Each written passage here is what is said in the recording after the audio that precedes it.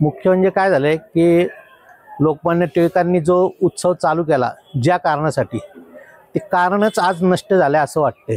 जुन्या गोष्टीला जर तुम्ही मान नाही दिला तर मग काही अर्थच नाही राहणार त्या सार्वजनिक गणेश उत्सवाला।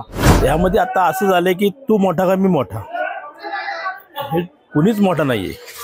मोठा सगळा देवच मोठा आहे। वाद नाहीच आहे, फक्त तो बाकीचे मंडळ काय म्हणतात आम्ही पुढे जाऊ का तुम्ही मागे जाऊ, बाकी काय नाही। बाकी वादनीत काय नाही मंडळ। लाडक्या बाप्पाच्या आगमनाला काही दिवसांचा अवधी उरलेला आहे। पुण्यातील गणेशोत्सव हा जगभरातील गणेश भक्तांसाठी एक पर्वणी असते। सार्वजनिक गणेशोत्सव पाहण्यासाठी तसेच पुण्यातील विसर्जन मिरवणूक पाहण्यासाठी लाखो भाविक पुण्यात येत असतात। पण यावर्षी याच विसर्जन मिरवणुकीवरून पुण्यातील मंडळांमध्ये मानपान आणि मतभेद पाहायला मिळत आहेत। पुण्याच्या गणपती उत्सवाचे खास आकर्षण हे मानाचे 5 गणपती असतात। पुण्याच्या परंपरेनुसार मानाचे 5 गणपती विराजमान झाल्याशिवाय आणि त्यांचे विसर्जन झाल्याशिवाय कुठलाच सार्वजनिक गणपती हा बसत नाही ना त्यांचं विसर्जन होतं। मात्र याच वर्षी या कारणांवरूनच पुण्यातील गणेश मंडळांमध्ये मतभेद दिसून येत आहेत। विसर्जन मिरवणुकीमध्ये मानाचे 5 गणपती म्हणजेच कसबा गणपती, तांबडी जोगेश्वरी गणपती, गुरुजी तालीम गणपती, तुळशीबाग गणपती आणि केसरीवाडा गणपती या गणपतींचं विसर्जन झाल्यावर अन्य गणपतींचं विसर्जन होते। त्यात मग दगडूशेठ हलवाई गणपती, भाऊसाहेब रंगारी आणि मग बाकीचे गणेश मंडळ विसर्जन मिरवणुकीत सहभागी होतात। यावर्षी मात्र पुण्यात गणेश मंडळांमध्ये काही वादाचे मुद्दे समोर आले। इतर गणेश मंडळांनी काही गणपती मानाचे मग आम्ही कोण असा सवाल उपस्थित केलाय। तसेच गणपती विसर्जन मिरवणूक ही 32 तासहून अधिक चालते। मानाचे 5 गणपती आणि नंतर येणारे मोठे मंडळ गेल्यानंतर लोकांची संख्या कमी होते। मग आम्ही देखावे आणि इतर गोष्टी करतो ते कोणासाठी करतो? आमच्यावर हा अन्याय का, असा प्रश्न त्यांनी उपस्थित केला। यावर पुण्यात यंदा मानाचे गणपती विरुद्ध इतर मंडळ असा एक वाद पाहायला मिळतोय। याच वादावर पुणेकर नेमकं काय म्हणतायत हे जाणून घेतलंय आमचे प्रतिनिधी अक्षय साबळे यांनी। मुख्य म्हणजे काय झालंय की लोकमान्य टिळकांनी जो उत्सव चालू केला ज्या कारणासाठी, ते कारणच आज नष्ट झाले असं वाटतंय। आणि त्यामागे जे होतं की राष्ट्रभक्ती म्हणा किंवा स्वातंत्र्यासाठीचं एक तळमळ, यासाठी सगळ्यांनी एक यावं असं टिळकांना वाटत होतं। पण आजकाल काय झालंय, फक्त धांगडधिंगा घालण्यासाठी एकत्र यावं असंच एक गणपतीचं सूत्र झालं। ठराविक मंडळ सोडली पुण्यातली तर बाकीच्या मंडळांची परिस्थिती आपण बघतो की जी गाणी लावतात ती काय ऊपर चढ गया मोर, बाई काय अजून काय काय बरीच गाणी आहेत, ती ही गाणी लावतात देवासमोर। देवाचं पावित्र्यच नष्ट झाल्यासारखं झालंय।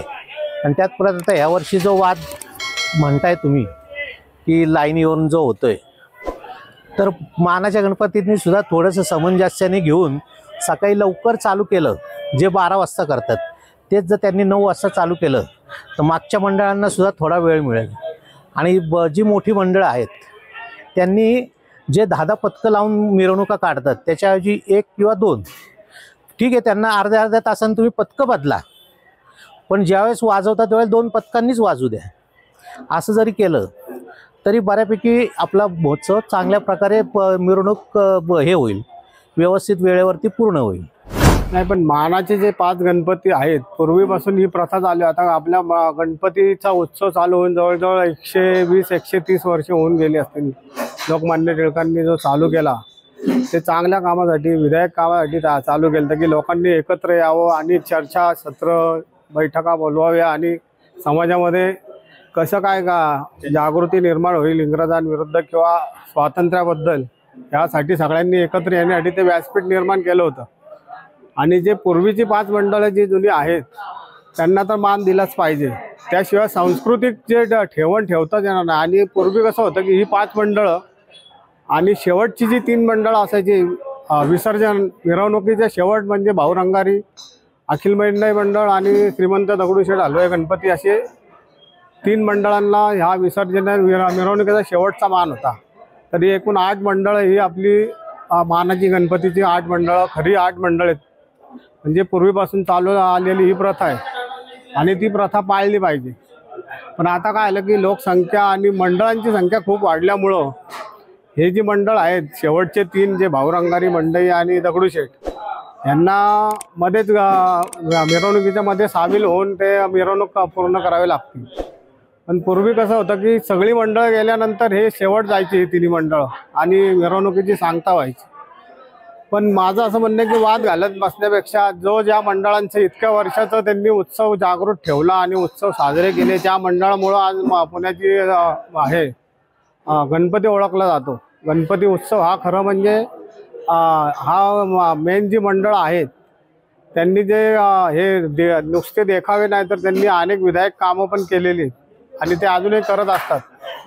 तर त्याचाही मान ठेवला पाहिजे आणि जुन्या गोष्टीला जर तुम्ही मान नाही दिला तर मग काही अर्थच नाही राहणार त्या सार्वजनिक गणेश उत्सवाला. कारण नवीन नवीन मंडळं रोजच तयार होतात. तुम्ही जर म्हणताल की आम्हाला पुढं जायचं आहे आम्हालाच पुढं जायचं आहे आणि प्रत्येक मंडळ म्हणाल आम्हाला ढोल पथक लावायचं आहे किंवा आता ढोल पथक पण खूप वाढले. पूर्वी ढोल पथक म्हणजे ते स्थानिक लेवलचे कार्यकर्ते हमाल किंवा तिथं काम करणारी लोक हे वर्षभर ढोलची प्रॅक्टिस करून ते आपले ढोल लेझिम वाजवायचे. पण आता काय झालेलं आहे की खूप हे झालेलं आहे. ढोल पथकांची संख्या इतकी वाढलेली की प्रत्येकाला असं वाटतं की आपण लक्ष्मी रोडला टिळक रोडला जाऊन मिरवणुकीत सामील व्हावं.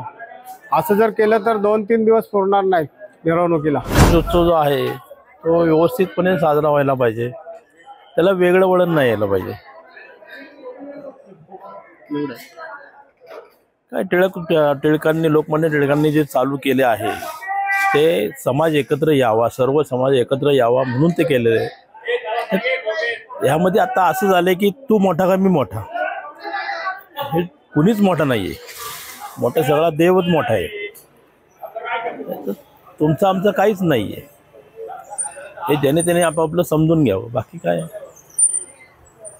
आता कुठेतरी श्रेयवादाची लढाई सुरू झाली.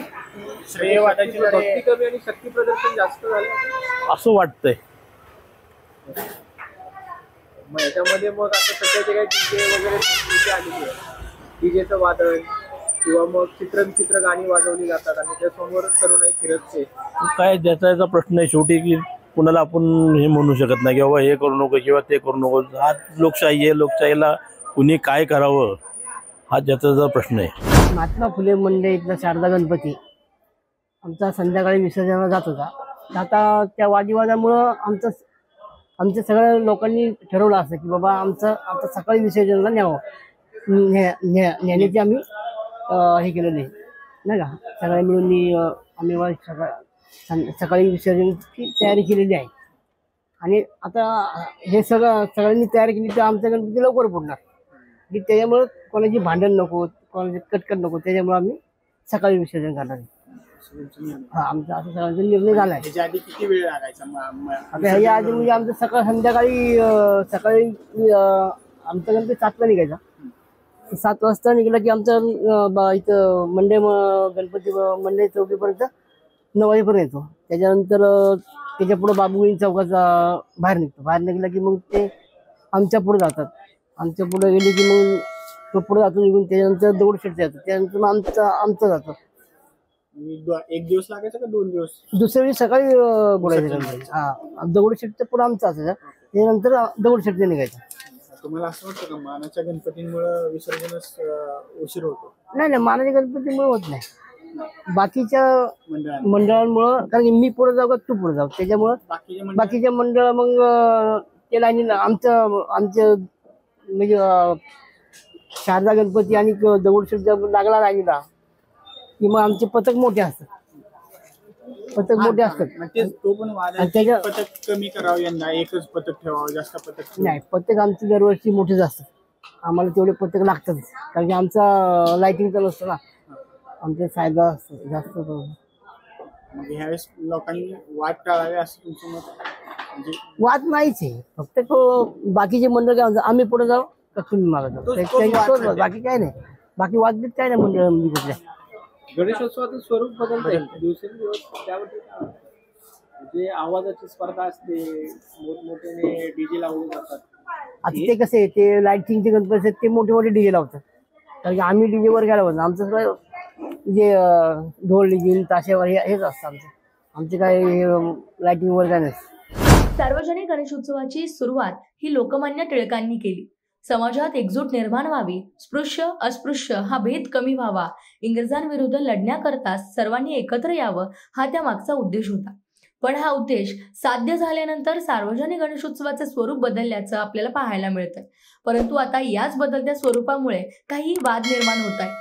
अर्थात या वादावर पुण्याचे गणेश मंडळ, पोलीस, मनपा प्रशासन आणि राजकीय नेते काय तोडगा काढणार हे पाहणं महत्त्वाचं असणार आहे. तुम्हाला याबद्दल काय वाटतं आम्हाला कमेंट बॉक्समध्ये नक्की सांगा आणि माय महानगर लाईव्हला सबस्क्राईब करायला विसरू नका.